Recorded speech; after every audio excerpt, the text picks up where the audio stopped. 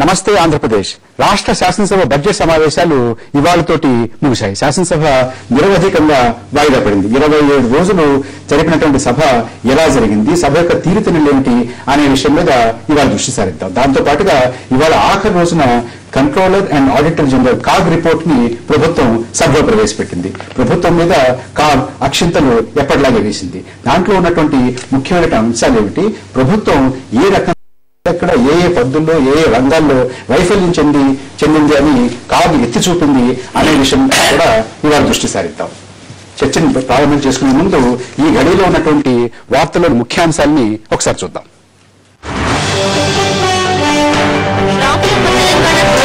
తరిమి కొట్టండని శ్రేణులకు కేసీఆర్ పిలుపు.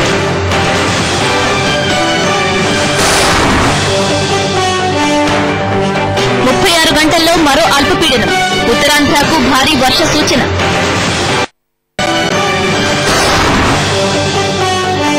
చర్చలు తక్కువ, హెచ్చులు ఎక్కువ. దూషణ భూషణల మధ్య ముగిసిన అసెంబ్లీ బడ్జెట్ సెషన్.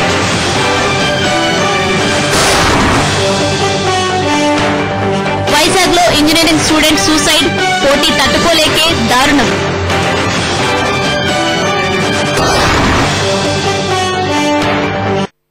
వారసుడిపై బీజేపీ మల్లగుల్లాలు, తెరపైకి శివరాజ్ సింగ్ చౌహాన్ పేరు.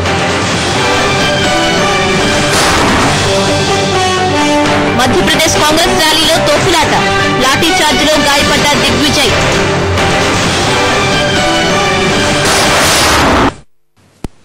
ముందుగా కాగ్ నివేదికని విశ్లేషిద్దాం. ఆర్థిక రంగ నిపుణులు శ్రీ సిహెచ్ సాయి ప్రసాద్ గారు, అలాగే తెలుగుదేశం పార్టీ నాయకులు శాసనసభ్యులు శ్రీ రేవంత్ రెడ్డి గారు, ప్రదేశ్ కాంగ్రెస్ కమిటీ అధికార ప్రతినిధి డాక్టర్ ఎన్ తులసిరెడ్డి గారు మనతో ఉన్నారు. ముందుగా కాగ్ నివేదికని దాన్ని విశ్లేషిద్దాం. సాయి ప్రసాద్ గారు, కాగ్ నివేదిక ఇచ్చినటువంటి అంశాలు ఏమిటి, దాని సారాంశం ఏమిటి? వాడు సిఏజీ ఇవాళ ఇచ్చినటువంటి రిపోర్టు మన స్టేట్ కి సంబంధించి ఇది ఓన్లీ రెవెన్యూ రిసీట్స్ రిపోర్ట్ అండి, ఎక్స్పెండిచర్ రిపోర్ట్ కాదు. ఓన్లీ రెవెన్యూ రాబడులకు సంబంధించినటువంటి రిపోర్ట్ మాత్రమే ఇప్పుడు ఇవాళ విడుదల చేయడం జరిగింది. ప్రధానమైనటువంటి అంశాలు ఏంటంటే, ఒకటి శాఖల మధ్య సమన్వయం లేకపోవడం వల్ల ప్రభుత్వానికి రావాల్సినంత రాబడి రాకపోవడం అన్నది ప్రధానంగా అది ఇవాళ ఈ రిపోర్ట్ లో ప్రధానంగా ప్రస్తావించడం జరిగింది. రెండవది ఈ రిపోర్ట్ లో ప్రధానంగా ప్రస్తావించింది ఏంటంటే, అసలు ఈ రిజిస్ట్రేషన్ కార్డు సిస్టమ్ లో ఏదైతే కంప్యూటరైజ్డ్ సిస్టమ్ ఏదైతే ఉన్నదో రిజిస్ట్రేషన్ డిపార్ట్మెంట్ లో, ఆ కంప్యూటరైజ్డ్ ఐటీ ఆడిట్ ని చేసిన తర్వాత ఐటీ ఆడిట్ లో ఉన్నటువంటి డెఫిషియన్సీస్, చాలా అలార్మింగ్ డెఫిషియన్సీస్ ని దాంట్లో మనం ఈ రిపోర్ట్ లో ప్రెజెంట్ చేయడం జరిగింది. అనంటే అసలు ఏదైతే ప్యాకేజ్ వాళ్ళు రూపొందించారో కార్డు కోసం అని చెప్పి, ఆ ప్యాకేజ్ లోనే మౌలికమైనటువంటి లోపాలు ఉన్నాయి. చట్టపరంగా ఏవైతే ఆ ప్యాకేజ్ లో ఇంక్లూడ్ చేయాల్సినటువంటి అన్ని రెగ్యులేషన్స్ ఏవైతున్నాయో అవన్నీ దాంట్లో ఇంక్లూడ్ చేయలేదు. దానివల్ల రావాల్సినటువంటి రెవెన్యూ రావట్లేదు. ప్లస్ రెండవది డేటా ఇట్ సెల్ఫ్ చాలా మిస్టేక్స్ ఉన్నాయి.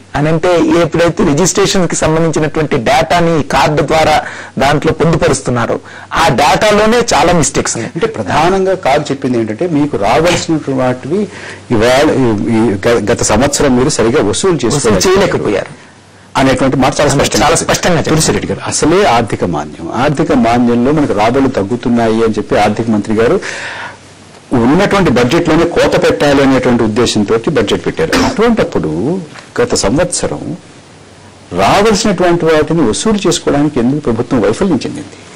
ఇది యాక్చువల్ గా ఈ రిపోర్ట్ వచ్చేసి 2007-2008కి సంబంధించింది. మనం 2009 సెప్టెంబర్లో ఉన్నాం. కాబట్టి దీంట్లో వారు చెప్పినట్లు ప్రధానంగా రెవెన్యూ రిసీట్స్ సంబంధించి ఎక్కడెక్కడ లోటుపాట్లు ఉన్నాయి అని చెప్పడం జరిగింది. దాంట్లో అమ్మకం పన్నుకు సంబంధించి దాదాపు 980 కేసులకు సంబంధించి 196,63,00,000కు సంబంధించి కొన్ని లోటుపాట్లు జరిగాయి అని సేల్స్ ట్యాక్స్ గురించి. అదేవిధంగా భూమి శిస్తుకు సంబంధించి 92 కేసుల్లో 730,90,00,000కు సంబంధించి కొన్ని లోటుపాట్లు మాకు కనపడుతున్నాయి అనేది ఇంకొకటి. మోటార్ వెహికల్ ట్యాక్స్ సంబంధించి 230 కేసులకు సంబంధించి 74,16,00,000 సంబంధించి లోటుపాట్లు కనపడుతున్నాయి. ఈ విధంగా అట్నే స్టాంప్స్ అండ్ రిజిస్ట్రేషన్ మెయిన్ గా వీటికి సంబంధించి 51 ఆడిట్ పేరాస్ ప్రభుత్వం రావాల్సినటువంటిది వసూలు చేసుకోవడంలో మీరు సఫలీకృతం లేకపోయారనేటువంటిది అనేది నాకు చెప్తాను. నేను చెప్పింది ఇది యాక్చువల్ గా ఇది రిపోర్ట్ ఉంది. కానీ దీని తర్వాత ఏం జరుగుతుంది అనేది చాలా మందికి ఇదే ఫైనల్ అనే అభిప్రాయం ఉంది. కానీ యాక్చువల్గా మనము సిస్టమ్ చూస్తే ఈ కాగ్ రిపోర్ట్ ఇచ్చిన తర్వాత వాళ్ళే చెప్పారు, మళ్ళా ఈ రిపోర్ట్లోనే 3 నెలల లోపల ఇప్పుడు ఈ 51 అంశాలకు సంబంధించి ఆ డిపార్ట్మెంట్స్ వాళ్ళు దీని మీద వాళ్ళ వివరణాత్మక రిపోర్ట్ వచ్చేసి లెజిస్లేచర్ సెక్రటరీకి ఇవ్వాలి. ఇచ్చిన తర్వాత 3 నెలల టైం. దాని తర్వాత పబ్లిక్ అకౌంట్స్ కమిటీ అనేక సార్లు సమావేశం అవుతుంది. ఆ పబ్లిక్ అకౌంట్స్ కమిటీకి ప్రధాన ప్రతిపక్షమైనటువంటి శాసనసభ్యుడు చైర్మన్ గా మిగతా సభ్యులు ఉంటారు. వాళ్ళు అనేక సమయాలు కూర్చొని ఓవైపు కాగ్ సిబ్బంది ఉంటారు, ఓవైపు డిపార్ట్మెంట్ సిబ్బంది ఉంటారు, పిఎస్సి సభ్యులు చైర్మన్ ఉంటారు.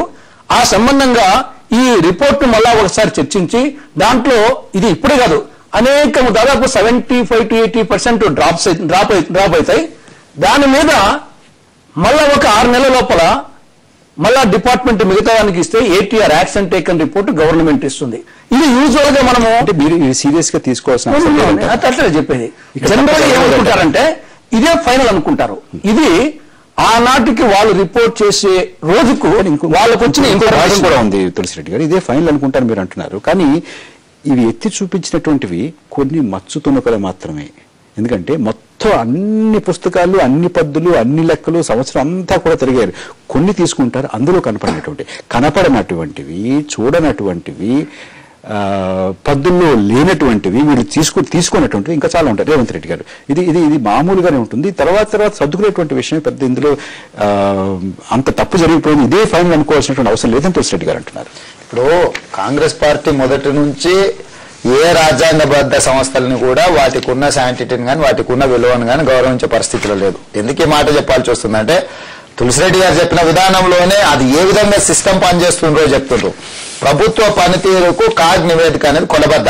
ఏ ప్రభుత్వానికైనా అది తెలుగుదేశమా, కాంగ్రెస్, ఇంకోటి అనేది పక్కన పెట్టింది. రాజ్యాంగబద్ధంగా నియమించిన సంస్థ ఇది. సంస్థ ఏ ప్రభుత్వాలు రాష్ట్రంలో పరిపాలన సాగించిన, ఏ పార్టీలు పరిపాలన సాగించినా కాగ్ నివేదికలు ఇస్తాయి. ఆ కాగ్ నివేదికలు ప్రభుత్వ పనితీరుకు కొలబద్ద.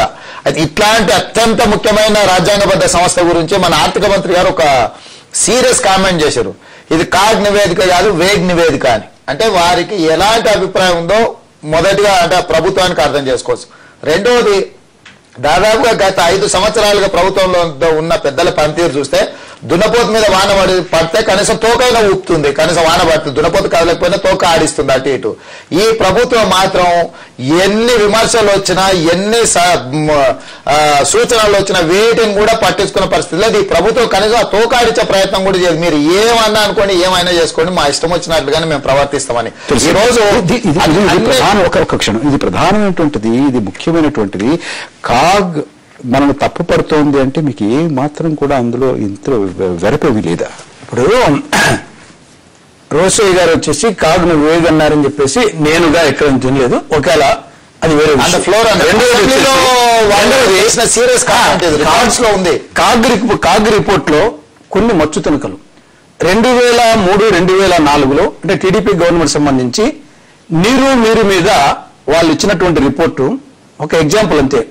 Implementation of Niru was marred by injudicious selection of sites, unscientific selection of works, overloading with large number of petty works, execution of works not effective for recharge of water. ఆ విధంగా అనేకం వచ్చేసి నీరు ఇవ్వడం జరిగింది. అంటే అప్పుడు